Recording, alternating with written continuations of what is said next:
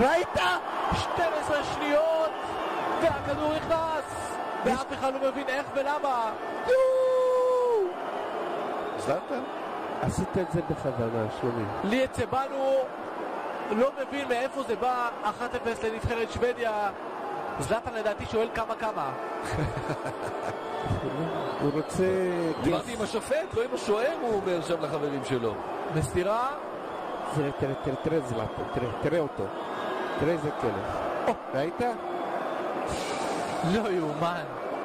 האיש הזה כובש גולים עם העקב, עם הקוקו, עם המחזה. איזה גול.